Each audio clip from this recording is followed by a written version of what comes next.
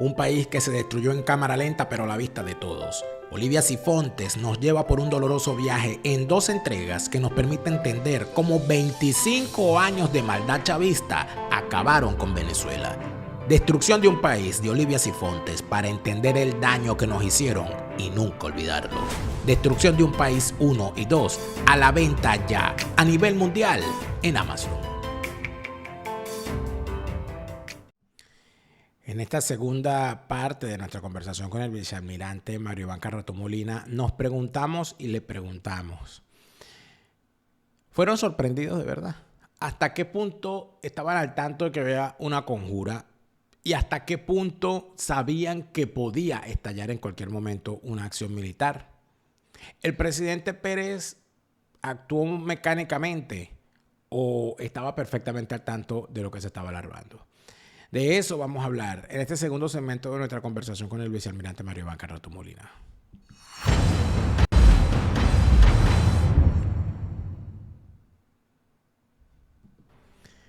Hay mucha gente que prefiere no hablar, Mario Iván Carrato no es de ellos. El papel que cumplieron algunos militares durante esos días de febrero y el papel que el estamento político desarrolló también es interesante. Hay argumentos, o mejor dicho, testimonios que no han salido nunca a la luz. Yo les comentaba mi apreciación personal en el segmento anterior sobre la necesidad de que algunos personajes políticos hablen sobre lo que ocurrió el 4 de febrero, dónde estaban ellos, qué hacían ahí y de qué manera participaron o dejaron de participar en el mismo. Un ejemplo particular. El señor Ochoa Antich Fernando, el ministro de la Defensa, tenía a su hermano Enrique Ochoa Antich militando en el partido de izquierda Movimiento al Socialismo. Es verdad que el señor Enrique Ochoa Antich, hermano del ministro de la Defensa, se encontraba junto a otro grupo de fascinerosos aquella noche del 4 de febrero frente a la sede de la gobernación del Distrito Federal para asaltar la sede de la gobernación. Debería contar Enrique Ochoa Antich qué estaba haciendo él esa noche. Y el que era el gobernador de entonces también debería contar qué fue lo que ocurrió allí. El gobernador en ese momento era Antonio Ledesma. En fin, hay una cantidad de situaciones aquí que se podrían contar y que se podrían preguntar y que se podrían cuestionar. El rol de los organismos de inteligencia, el rol de los edecanes, el rol de familiares del presidente, familiares de los ministros, de colaboradores estrechos que no tenían rango ministerial pero que trabajaban allí. Es cierto que había una colaboradora estrecha dentro del presidente Pérez, dentro del Palacio de Miraflores, cuyo hermano formó parte de la conjura. Es verdad que esa señora renunció después del golpe por vergüenza y el presidente no le aceptó la renuncia al saber que no era culpa de ella. Cosas como esa todavía no se han contado. Es que hay muchísima gente que ha decidido callar. Yo no los culpo, porque si algo ha ocurrido todos estos años es una inmensa competencia para ver quién es más infame a la hora de hacer juicio, ¿no? Por lo tanto, yo no les critico su negativa a hablar. Lo que sí me parece complicado es que se le pase por alto a la necesidad de dejar claro que lo que ocurrió el 4 de febrero no fue una casualidad ni fue un evento más en nuestra historia, que fue una situación gravísima que para que estallara debió haber tenido a su favor no solamente un entorno donde el cuartelazo se viese como lo que en efecto empezó a verse en la opinión pública, como una acción necesaria. Prácticamente se empezó a tejer en las redes, no en las redes sociales, porque antes no había, sino imagínate. Creo que si hubiese habido redes sociales en el 92, Carlos Andrés cae ese mismo día, pero todo lo que empieza a tejerse en la opinión pública posterior al golpe del 4 de febrero no es otra cosa que la puesta sobre la mesa de la necesidad de salir de Carlos Andrés Pérez, fuese como fuese, a costa de sangre de venezolanos si era necesario. Y uno lo dice de una forma sencilla, porque es fácil decirlo. Pero si nosotros nos ponemos a sumar y a restar, nos damos cuenta de que en efecto lo que había con Carlos Andrés Pérez era una jauría de perros con mal de rabia, dispuestos a hacer lo que estuviese a su alcance para eliminar a Carlos Andrés Pérez, inclusive físicamente. Y eso fue el 4 de febrero. Y eso fue el 27 de noviembre. Y eso fue el juicio en su contra. Y eso fue su exilio final, porque para quien no lo recuerda, Carlos Andrés Pérez murió exiliado. Estamos hablando evidentemente entonces de una situación en la que a Carlos Andrés Pérez se le desataron todos los demonios posibles. Estamos hablando de una situación en la que evidentemente el vicealmirante Mario Iván Carratú Molina tiene mucho de qué hablar. ¿Los tomaron por sorpresa o no? ¿Qué elementos importantes se recuerdan de la salida de Miraflores? ¿Cuál era el ánimo de Carlos Andrés Pérez? ¿Carlos Andrés Pérez estaba abatido o estaba con las armas en la mano? De eso vamos a hablar a continuación con el vicealmirante Mario Iván Carratú Molina. Quisiera llegar para aterrizar en el 4 de febrero como tal, tomando, el 4 de febrero del 92, tomando o haciendo una mención al libro que escribe la periodista Marta Rivero, llamado La Rebelión de los Náufragos. En el libro La Rebelión de los Náufragos, la periodista Mirta Rivero hace una serie de entrevistas donde, según lo que, por lo menos las entrevistas a las personas que aparecen con nombre y apellido, son fundamentalmente civiles.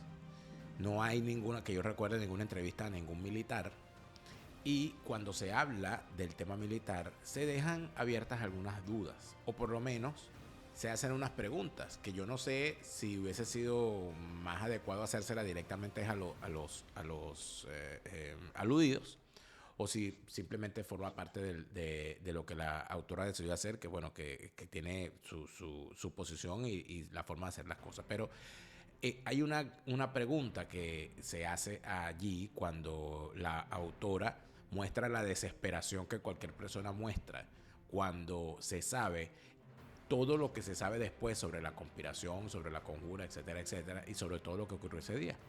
Y entre las preguntas que ella hace está: ¿cómo llega Carratú tan rápido a Miraflores? ¿Cómo se entera Carratú de que había un golpe?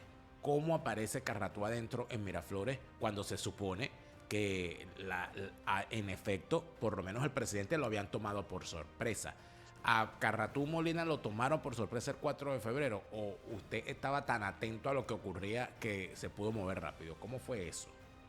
Yo estaba atento a lo que estaba ocurriendo por las informaciones no precisas que a mí me llegaban, y al presidente no le gustaban los chismes. Entonces yo me limitaba a no llevarle información que yo no tenía los pelos en la mano. Sí sabía una actitud extraña del ministro, sabía una actitud extraña del general Peñalosa. Lo conversé con el almirante Jurado Toro, me dijo: esos tipos están en una jugada extraña. Y lo hablé con un padre, un capellán militar, de mis intuiciones, y me dijo: mantente alerta. Y también con Izaguirre, mantente alerta, porque si tú eres muy intuitivo y tú tienes que estar recibiendo señales de que algo está mal. Cuando regresamos de Davos, llegamos al aeropuerto. En el aeropuerto están el ministro de la Defensa, ministro Ávila Vivas, el comandante regional 5, general Lecia Madrid, el subjefe de la Casa Militar fallecido, general Jun, el edecán de servicio, el comandante Dudamel, director del aeropuerto de Maiquetía, protocolo Maiquetía del aeropuerto, y más o menos unas 10 patrullas de la ICIP y 200 soldados del regimiento desplegados al aeropuerto. Yo le pregunto a Jun, su jefe, ¿qué es lo que pasa? No, rumores. Pero cuando Pérez se para a hablar con los dos ministros, el ministro de la Defensa le vuelve a decir: no, son puros rumores. Entonces Pérez le ordena meterse en el carro presidencial a Ochoa y a Vilaviva. Yo no pude abordar ese carro. Desde el aeropuerto a la casona fueron 20 minutos. Allí hubo una discusión fuerte. Hubo unas decisiones que el presidente tomó en ese momento. Yo le preguntaba al doctor Ávila Vivas y nunca me ha dado respuesta. Es más, ha dado declaraciones sacándole el cuerpo a esas cosas que tiene que saber, y era ministro del Interior. ¿Por qué él no estaba enterado de lo que estaba ocurriendo en Caracas? El golpe se develó a las 10 de la mañana. A las 10 de la mañana las tropas ya estaban en la calle del día 3. Por eso es que yo digo que el golpe fue, el cuartelazo. Fue el día 3, no el 4. El 3 llegaron los tanques a la Casona. El 3 llegaron los tanques a Miraflores. Y claro, después en la madrugada se desarrolló todo. Pero hay una componente civil-militar para taparle al presidente la información. Y otra cosa es que en todos los batallones y en todas las unidades militares hay una división de inteligencia. Dependiendo del tamaño de la unidad, el grado del oficial que ejerce esa función. Esa inteligencia fue controlada por el ministro de la Defensa. No salía nada ahí. Es más, Ochoa le prohibió al director de inteligencia militar hablar con el presidente directamente, general José de la Cruz Pineda. Y yo le dije a general Pineda, mira, tú tienes que hablar directamente con el presidente. Tú no tienes por qué pasar por la puerta o la prevención del ministro. Tu trabajo es directo con el presidente de Seguridad de Estado y la seguridad militar, la inteligencia interna. Y yo le conseguí las audiencias con Pérez a este general.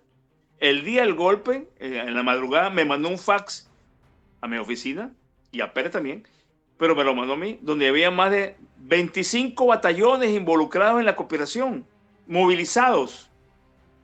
Y yo se lo llevé al presidente, mire, este es el problema militar. Eso fue a las 6 de la mañana, después que llegamos de Benevisión. Y Pérez me dijo, démelo. Y yo se lo di, y se desapareció, más nunca lo vi. Aceptar lo inevitable es el objetivo, ofreciendo como oportunidad o desgracia la reencarnación. Una mosca que nos enseña a valorar lo que somos y una abeja que muestra lo peor de nosotros. 3 días y un relato bastarán para saber que la vida es el mismo infierno.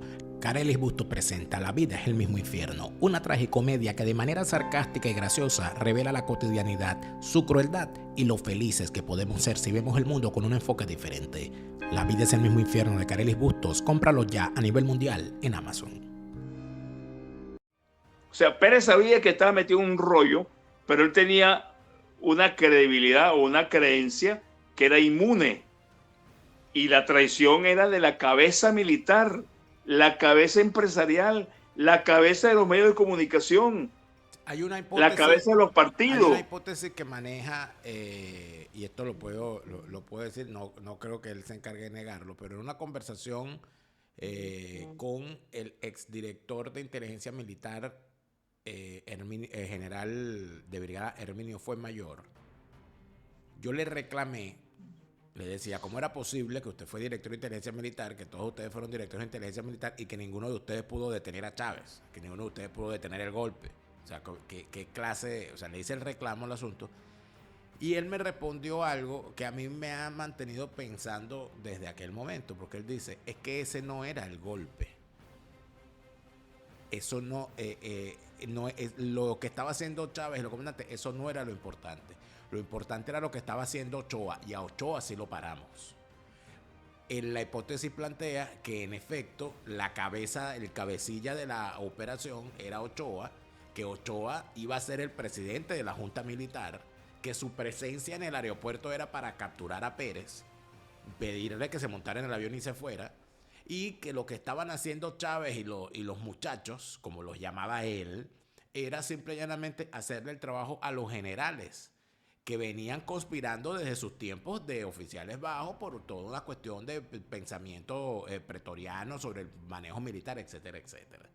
Podría pensarse que en efecto Ochoa Antich puso a andar una maquinaria, fue detectado, fue neutralizado y después quedaron al garete Chávez y todos los demás y ya no se pudo recoger el asunto. ¿Podría pensarse eso? Déjeme decirte, está en lo cierto, el general Herminio, aunque él cometió muchos errores como director de inteligencia, no solamente él, sino el anterior, en el gobierno de Lucinchi, el almirante Rodríguez Citrano, director de inteligencia por 4 años de la DIN, o 3 años y medio. La conspiración militar comienza en 1983 encabezada por Ochoa, Santiago Ramírez, Daniel Hernández y otros seres de militares que decían, y Peñalosa, que decían que si Pérez Jiménez logró encauzar el país, ellos podían hacerlo porque eran los notables del ejército y ellos se unieron a los notables del ambiente civil. El territorio estaba dirigido o encabezado por Urlar Pietri y otros, Burel y otros miembros de COPEI que eran opuestos por razones personales y políticas a Pérez. No aceptaban que Pérez estuviera de nuevo en la presidencia. Y el paquete que era el cambio político que Venezuela necesitaba y necesita ahorita, pero que nadie tiene cómo presentarlo porque carecen del know-how político y administrativo del Estado para poder hacer un cambio sustantivo en el venezolano y en las instituciones. Voy a atrás un poquito. La señora Rivero no me entrevistó, no quiso. Habló con Miguel Rodríguez. Miguel le dijo, entrevista a Carratú, que esa es una información de primera mano y tú no sabes ni tienes información de todo lo que ese hombre sabe. Entrevistó a Ochoa, entrevistó a la hija del presidente, que te puso a hablar tontería de mí, porque ella decía que yo era amigo del amante y que yo era el responsable de ese problema, y se lo dije a la primera dama, señora, su esposo tiene amante desde el primer gobierno, ¿y por qué usted no se ha divorciado? A la primera dama en su cara, en la casona, se lo dije, porque me vino a ofender que yo era responsable de su situación. Le dije, no, usted está equivocada, señora. Yo estuve un año sin saludar a la primera dama, porque me faltó el respeto y se lo dije al presidente. No acepto que su esposa y la familia me falten el respeto, presidente. Yo vine aquí a trabajar como casa militar, no para estar oyendo chisme y metido en chisme. Pérez me dio la razón y me dijo, aléjese. Y me alejé. Bueno, entonces, ¿qué ocurre? Una cantidad de personas involucradas en el medio político y de comunicacional han hecho libros y han publicado, pero todos me excluyen a mí, porque estas cosas que yo te estoy diciendo a ti y otros detalles que podemos hablar más adelante, no sé cuándo, denotan que era una conjura. La conjura no es el golpe, es la conjura, lo que está detrás de Chávez. Chávez era un movimiento político táctico para crear un desencuentro, así como fue el Caracazo, así como fue la Policía Metropolitana con Bernal, que se insubordinaron en febrero del 89. Es decir, todas esas acciones formaban parte de una conjura más amplia. Exactamente, Y total. La conjura no era de Chávez, sino que Chávez estaba dentro como uno de los factores. Como el factor militar. Pero ¿sí? después se les escapó. Se le escapó porque son incapaces. Chávez estaba rodeado por personas que eran más inteligentes y mejores planificando. Fíjate que Chávez siempre decía el plan de 5 años. Y lo decía por televisión y lo mandaban, pues lo repartían. Él tenía su plan. ¿Cuál era el plan de la oposición? Nunca tuvieron un plan. Era una pelea entre ellos para ver quién llegaba al poder. Primero Justicia, Voluntad Popular, ADECO, el Nuevo Tiempo, el otro partido, Alianza Bravo Pueblo. Todos peleando o discutiendo o pantalleando para figurar como elegido por el pueblo al salir del gobierno. Pero ahora, y el gobierno se fue haciendo... Volvamos al punto que plantea Mirta Rivero. ¿Cómo en el momento, estamos el 4 de febrero, el presidente se baja del avión y se monta con el ministro de la Defensa y el ministro del Interior en el carro? Llega a la casona. Usted lo deja en la casona. ¿Cuándo se entera usted de que la cosa... Ajá. ¿Qué hizo usted? Ya te voy a responder. En el aeropuerto, el presidente se va con Ochoa y Ávila Viva. Yo me quedo en el aeropuerto. No tenía carro que me llevara a mi casa. Entonces, el general Jun se ofrece a ayudarme, a llevarme en su carro. Yo, ¿cómo no, Jun? Era mi subalterno en la casa militar. Yo tenía una discrepancia con él porque yo le ordenaba a preparar el plan de defensa del Palacio y de la zona presidencial y nunca lo practicó. Nunca lo ejecutaba. Yo no podía estarle llevando chismes al presidente, que el coronel no me hacía caso, que no se hacía el plan, porque yo me sentía, y era una prioridad, pero no era una prioridad importante en ese entonces. Pero bueno, me llevo a mi casa y le digo, mira, Jun, apúrate, estoy apurado de llegar a mi casa. Del aeropuerto a mi casa nos tiramos casi 40 minutos.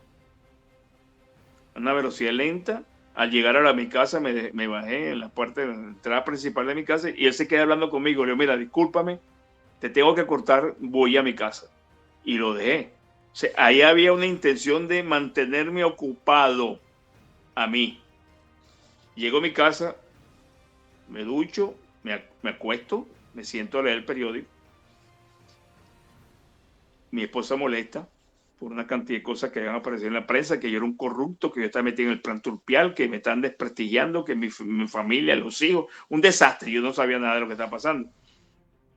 Me llaman por teléfono de la casona, por el interministerial, y escucho al oficial que falleció después de un accidente aéreo, mi almirante, pero gritando desesperadamente, nos están matando, necesitamos apoyo. Nos están matando, mi almirante. Ya han matado 3 soldados aquí. Nos van a matar. Espérate que yo te voy a mandar apoyo. Me llevo el carro para Miraflores y entro a Miraflores a 5 para las 12. Pérez entró un minuto antes. Me dirijo al despacho presidencial. Lo consigo hablando con Alfaro Cero y con Ávila Viva, prácticamente regañándolos. De muy, muy fuertes las palabras del presidente. Yo estoy ahí parado en la puerta esperando que termine para yo hablar. Ya sabía que había un movimiento militar en la casona, ya sabía, ya en el camino me enteré que habían, en la Carlota estaban presos los oficiales de la Carlota, que habían ataques, unos aviones que iban a despegar para atacar a Miraflores y a Caracas. Eso me lo dijeron, desde San Juan de los Morros inclusive. Aquí hay aviones a reacción volando en esa madrugada, esa noche pues. Y cuando salgo, entra un blindado disparando desde la torreta hacia la parte superior del Palacio de Miraflores. Yo estábamos parados en la puerta de la puerta amarilla, la puerta presidencial. El teniente coronel Rommel fue mayor, el jefe de la escolta civil Hernán Fernández, el coronel Jun Díaz y yo.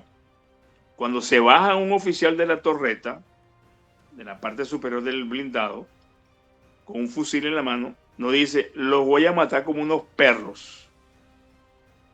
Yo salgo corriendo por la misma puerta a mi oficina a buscar un armamento que estaba desarmado y ellos se fueron para otras partes, se dispersaron.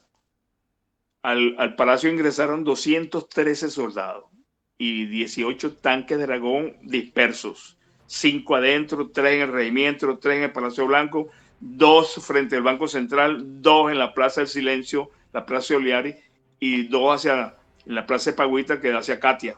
Toda esa zona estaba cordonada, sitiada por los blindados y el grupo de comando, que eran 7 oficiales, al mando de este mayor y Blanco La Cruz, Rojas Suárez, Florencio Porras y otro más que no me acuerdo el nombre.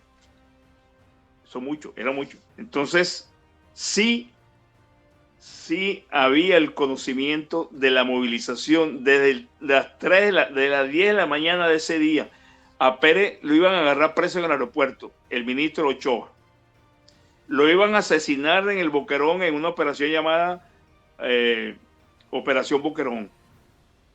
Lo iban a capturar en la casona Rojas Suárez. Pérez salió de la casona y Rojas Suárez no pudo hacer nada porque se confundió y dijo que ese carro, ahí no iba Pérez. Pérez iba solo en un carro con el edecán. Y en Miraflores, que salimos de Miraflores esa tarde, esa noche, pues, por Pagüita, por el Fermín Toro, por allá, por la calle Solís. En otras ocasiones nos ha relatado. No supe nada antes. Sí, usted nos ha relatado todo lo que ocurrió en ese momento en otras ocasiones. Pero yo en este momento yo quisiera su opinión sobre 2 puntos en particular para ir redondeando el programa. Como militar y como protagonista que estuvo allí, ¿dónde estuvo? Porque si se movilizó tanta gente, si tenían el factor sorpresa, tenían poder de fuego y todo lo demás, ¿por qué los que tomaron Miraflores y los que hicieron la acción, por qué fallaron? ¿Por qué no lo lograron? Falla de liderazgo militar y falla de profesionalismo militar. Eso demostró que los comandantes de Estado Mayor del Ejército no estaban preparados para comandar unidades en ningún combate. Fracasaron. Las comunicaciones, que es lo básico, el comando y control en una operación militar, eran por teléfono. El teléfono de mi oficina, el teléfono de la secretaría y el teléfono del despacho presidencial. Esos eran los 3 teléfonos que tenían ellos para trabajar. Cuando llegaron al palacio se sorprendieron. Digo yo que se sorprendieron porque ellos pensaron que el regimiento estaba del lado de ellos. Y el regimiento reaccionó contra la invasión y se formó un enfrentamiento a fuego donde mueren 8 soldados del regimiento y hay 36 heridos del regimiento que fueron atendidos en el Hospital Militar y Clínica Caracas por el doctor Bello, que se portó muy bien con nosotros. A la salida no salíamos por donde coger. Yo iba en el carro con Pérez y Pérez iba diciendo en el carro: Carmona me metió por los ojos a Chávez para ascenderlo. Chávez era ayudante del general Ochoa, que estaba en Seconacede, el otro Ochoa, que también estaba en la cooperación. Y lo haciendo. Y después me quieren meter otro en la casona, que yo me opuse, y la primera dama se empeñó que el comandante de la casona, de la seguridad de la casona, tenía que ser el coronel Bacalao, fallecido también. Y yo me opuse. El presidente me dijo: permita que reciba el cargo, deje que la primera dama maneje eso. Sí, pero es que es un militar. No, mirante, en este caso, deje que ese comandante sea designado para la casona. Compañero de Chávez estaba en la cooperación e iba a entregar la casona esa noche a Rodríguez Torres. ¿Por qué circunstancia no lo entregó? Algo le pasó a ese hombre y se echó para atrás o no cumplió la misión que tenía, que era tomar la casona. Podríamos hablar que también existe dentro de toda la acción, que creo que es obvia, ¿no? Por lo que hicieron, pero puede haber habido también mucho de cobardía personal en el caso de algunos personajes que se negaron a tener el arrojo suficiente para coronar lo que estaban buscando, que era el efecto de Roca. Militarmente fueron derrotados. Sí hubo cobardía, porque a mí me iban a detener en el palacio uno de los edecanes y no tuvo los bríos de detenerme. Cuando íbamos a salir, yo le digo a Jun y al comandante Rommel Fuenmayor: quédense atrás para que nos cubran la retirada y no se nos acerque. Ya los soldados estaban en el palacio, adentro. Cuando yo voy a meter al carro al presidente, que rompió un vidrio, una puerta de vidrio, ese vidrio de seguridad, con la ametralladora, y meto a Pérez y meto a Vilavivas en el carro, volteo hacia atrás y me consigo que está Alfaro Cero y los 2 oficiales. Y yo: coño, ¿qué hacen ustedes aquí? Dame el radio.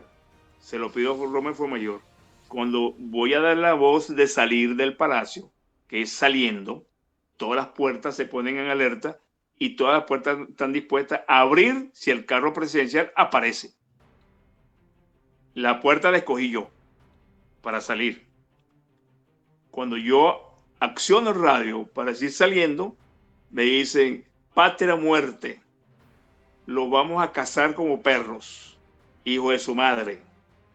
Yo le digo a Rommel, le lanzo el teléfono: toma, esta vaina está infiltrada, está intervenida, ¿qué bola tienes tú? Y nos vamos sin radio. Los teléfonos celulares, nada más. En un carro que era del presidente Lucinchi, que yo había solicitado el carro para cambiarle los teléfonos porque era un gasto excesivo de teléfonos cargados a la presidencia de la República. Entonces yo tenía que también... De ese decán Rommel Fuenmayor, que era el cuñado del golpista Arias Cárdenas, que estaba alzado en el Zulia ese día, ¿no? 3 días antes de irnos para Europa, perdón, en Miraflores yo me consigo a Rommel hablando con un oficial. Yo me acerco porque yo tenía una orden que yo no quería ver militares en los pasillos de Miraflores porque se la pasaban pidiendo y ayuda, era un fastidio. Y me acerco a preguntarle qué quieren en el palacio. Entonces Rommel me dice: no, este es mi cuñado. Ok, mucho gusto, vale, mucho gusto, mayor. Encantado de conocerlo. Y sigo. Cuando aparecen las noticias, yo le digo a Rommel: este no es el cuñado tuyo, el que estaba contigo hablando en el palacio a finales de febrero, a finales de enero. Este es un tipo, tú sabías que estaba en la cooperación, porque es tu cuñado. Ahí comenzaron las alertas a encenderse internamente. El regimiento estaba prácticamente controlado por los conspiradores. Y después Retiraron del los 4 de fusiles. febrero, ¿qué pasó con Rommel Fuenmayor sabiendo que su cuñado estaba metido en el golpe? Él se quedó en el palacio cuando salimos con Jun. Ellos hablaron con los rebeldes que estaban en el palacio después que el presidente apareció por televisión y le dijeron: el presidente está fuera del palacio, no está aquí. Evitemos un derramamiento de sangre, entreguen las armas. En ese momento, esos oficiales, que quedaron 3 heridos, Rojas Suárez, un tiro en el pecho, Blanco La Cruz, pulmón colapsado porque recibió un disparo en el pulmón o 2 disparos, Florencio Porra, herido en la pierna. Quedaba un subteniente con las tropas, 200 y pico soldados. O sea, no tenían comando. Porque la sorpresa fue que el regimiento y los que estamos en la parte interna del palacio reaccionamos para evacuar al presidente. El plan de evacuación lo tuve que hacer yo, que no me correspondía. Buscar al presidente, buscar el carro, buscar el radio, buscar las llaves, la llave de la puerta electrónica se me perdió, se me extravió. En el agite, yo me conseguí un soldado de frente y digo, si el soldado voltea, lo tengo que matar, porque si no me mata a mí. Y el soldado siguió caminando con su brazalete. Me di cuenta que estaban con un brazalete. O sea que hubo muchos eventos que no tenían, era la intuición y la experiencia militar, en el caso mío. Y Pérez, cuando yo salí con él, me dice, yo lo agarro por el brazo, por la mano izquierda, y me dice, suélteme, que yo conozco esto mejor que usted. ¿Cómo no? La vida, las experiencias, el arte y Venezuela. Todo eso se lo dio la luna a una niña que hoy cuenta una maravillosa historia. Lo que me dio la luna de Zaida Belén Martínez es una historia de familia, sus valores y tradiciones, vista desde los ojos de una niña que juega con la luna en una vieja casa familiar. Lo que me dio la luna de Zaida Belén Martínez, con las cosas bonitas que nos unen a Venezuela. Cómpralo ya en Amazon.